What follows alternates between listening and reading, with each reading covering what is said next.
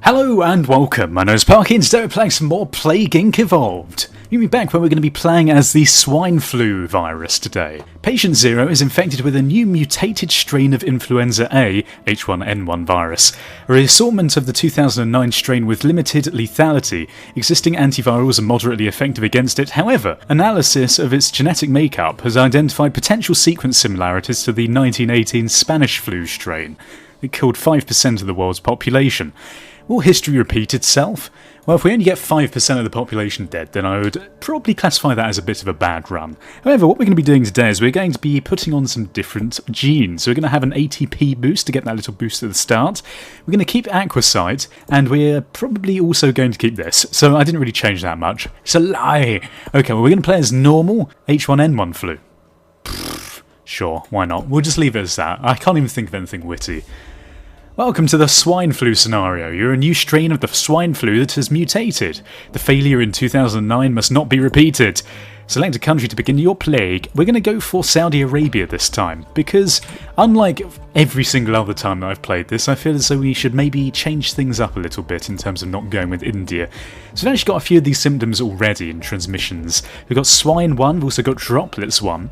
Looks like we can go into blood with bird up here and air and water unlocked.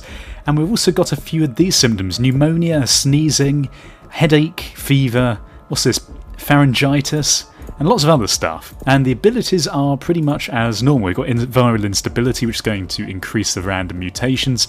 Probably going to be quite useful, because we don't want to be spending all that money on the symptoms. But what are we going to do? I think first of all, what I want to do is I want to probably get Droplets 2, because this is going to just increase infectivity on planes, which is good for everyone. And then after that, let's have a little look. If we got any more points, DNA 4, we can get Rash because it's cheap, and we could also get Nausea because I want to get that vomiting. It's one of my favourite things in the world. So there we go. Right, so we're starting out in Saudi Arabia. We're going to speed this up really quick, and as soon as we've got some more points, we're going to see what else we can get. I think we're going to get Swine 2. Swine 2 seems like a good idea. Not really got that much choice considering it unlocks everything else. Probably going to go for Livestock 1 as well. But for now, maybe we should go for air and water first. I'm thinking probably water is a good idea to begin with, because we've got the droplets, which is giving us a little bit of a boost in the airlines, but we don't have anything that's going to affect the water-based stuff. And water-based stuff is very important for getting into the awkward countries like Greenland. Because, oh my god, Greenland, I swear to god, you are like my mortal enemy in this game. Okay, so we've got enough for Water 1 now, so we're going to grab that, and I think we're just going to keep on going with these for a little while. We've got 12 DNA points until we can get Air 1. As soon as we've got Air 1, I think I might just go for the Water 2 and Air 2 as well. Then after that, maybe we'll go for a bit of cold resistance, because we want to be spreading up north, beyond the wall, as I always say. And then once we've done that, we can just figure out what we're doing. There's no point looking that far ahead. Things might change anyway. They haven't discovered us quite yet, but it's probably quite likely that we're going to be discovered early on, because we have a few of those symptoms that the game has automatically started us with, which makes things a bit tricky. Okay, so we're spread into Italy. Italy is a good one. We've also gone into India and every bloody other country in the world. So we're going to go for Water 2, then Air 2 on 19. Okay, so we're going to have 19 fairly soon, so we'll go for that. And do we want the Extreme Bioaerosol yet? Possibly do. I think we might go for Livestock next, though. It's going to cost us 11, which should be pretty imminent. And then, should we get Livestock 2, or should we wait? I think Livestock 2 seems like a good plan, because it's going to increase those rural regions and also the mutation chance, which seems like a good idea. We can also get Blood, which is going to cost us 16. I think Blood might be quite useful. A diagnostic team in Saudi Arabia has identified a new disease, which has been named the H1N1 flu. It's quite severe, must be investigated further. Right, okay, so they've discovered us. Now, whether the World Health Organization actually sees us as a threat is another matter. Hopefully they don't, though. Saudi Arabia is first to instruct doctors to begin research into a cure. Fine. Well, you know what? As long as they don't make too much progress, I don't mind. I'm thinking actually maybe we should just go straight for Extreme Bioaerosol, because it's going to be a bit quicker to get.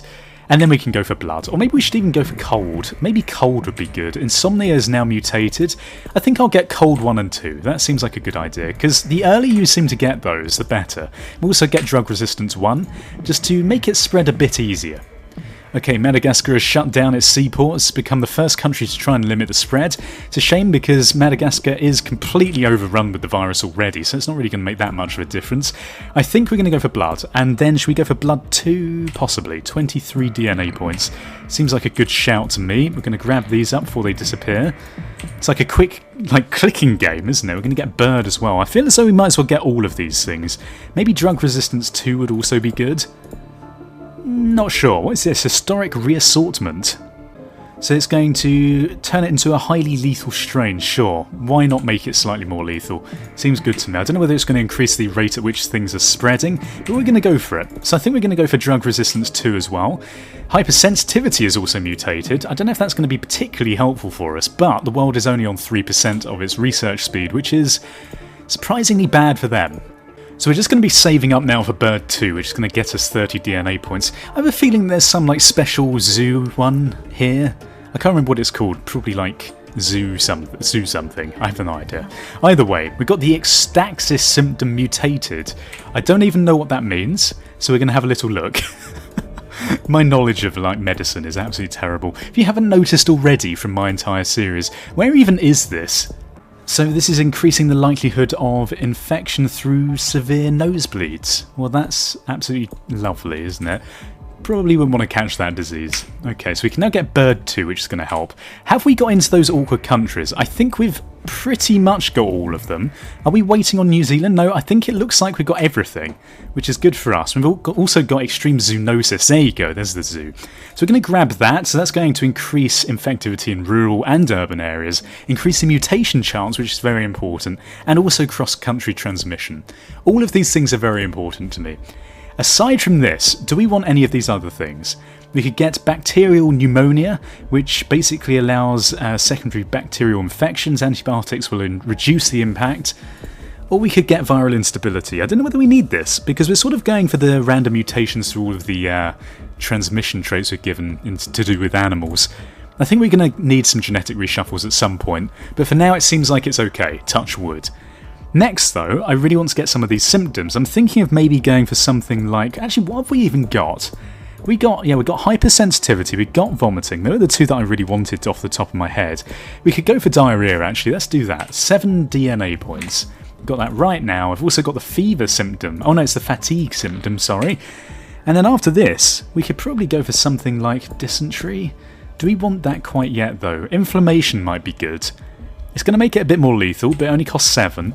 And luckily with those traits that we've got, it means that we're actually getting a lot of random mutations, and also means that those symptoms aren't getting any more expensive for us. So it's mutated the hematopsis symptom. Do we want that? I feel as though maybe we do. Okay, we're going to get the information though. And then aside from that, do we want the paranoia? We've got insomnia already. Paranoia might be good. Less likely to seek treatment or cooperate with others. Seems good. Sure, we've actually got fatigue already, which is probably going to be quite useful. Hematosis, pulmonary hemorrhage. Do we want that? Sure. Okay, that makes it a bit deadly, but it's okay. It doesn't really matter too much. And I think aside from that, we just want to increase that lethality as soon as we've infected more of these countries. Global research is now focused on a cure. Maybe we want to do a genetic reshuffle at some point soon. Hemorrhagic shock. It's also going to make it a bit more lethal, but the rate at which we're infecting people, it seems like we're progressing quite nicely. Cytokine storm symptom mutated. I don't know what that is either. Is that this? Oh god, that's very lethal. Might be a good time to go for it though. Seeing as most of the world is infected already, we might not need to worry too much. It's not killing enough people for us to worry that much, I don't think. And actually with these random mutations, maybe we should just get a genetic reshuffle now and not worry so much about the DNA that we've got. Pulmonary embolism symptom mutated. Again, I have no idea what that is. Blockage in the pulmonary artery prevents blood from reaching the lungs, severe and potentially fatal. Well, that sounds horrific. It's like one of those horrible symptoms that they had back in the old days. Back in the old days, we all died horribly of mutated symptoms. I have no idea what I'm talking about. We've got a dysentery symptom though. Seems useful. I think we probably got this one. There are no healthy people left in the world, so we can make this as deadly as we want now. I think what I am going to do though is, should we go for the speed at which this is being lethalized? Maybe. We could even get rid of some of these transmission traits just to make this a bit... Oh, I don't know. Just free up a bit of this stuff. Oh, is this costing us money to devolve? That was silly of me, wasn't it? Yeah, we're not actually getting a refund there, so maybe we shouldn't bother. We've got pulmonary fibrosis, and the rate at which these are unlocking, I think maybe we should just rely on these genetic reshuffles, just to bring this research down a little bit. The lower the research percentage, the higher the points that you get, which is always a very good thing. Systematic infection symptom mutated. Okay, got immune suppression now as well. It looks like the world is dying out fairly quickly. We could speed this up a little bit, actually, by making this even more deadly. We could go for viral instability, just to make the mutation chance a bit higher. I suppose it doesn't really matter. Got a few more points coming in. Again, I think we've pretty much got this one in the bag. Seemed pretty easy. I think you just got to focus on those cold resistances early on. Never bother with the heat resistance. I don't know why they've even got that in the game. I mean, I suppose some tactics you could use would make sense with that. But it seems like if you go for cold and also the drug resistance earlier on, it seems to spread quite nicely, as well as all the transmissions and water and air as a priority. Seems like we've got a good strategy going on. Shame we can't do another genetic reshuffle, actually. Fine, we'll just go for this. It's not even going to do anything. Okay, total organ failure has mutated as a last-ditch attempt to destroy humanity. And unfortunately, I think humanity has taken its last dying breath. H1N1 Flue has successfully eliminated all life on Earth. And just think, that could have been what happened in 2009. Unfortunately, we only got 2 of the biohazard bubbles, but that's okay. We're only on 37% cure progress. I think it might have been the time in length of days that it took us to destroy the world, though, that maybe screwed us over, because I think you have to get in under a year to get 3. Either way, it's a bit of a juggling act, and we did pretty well. We won that one. So next time, what we're going to do is we're going to move on to the volcanic ash scenario. But for now, if you enjoyed this video, please feel free to leave your support in the comment section below, so leave ratings, and subscribe if you haven't done so already. Thanks for watching. Goodbye, awkward, goodbye. Awkward.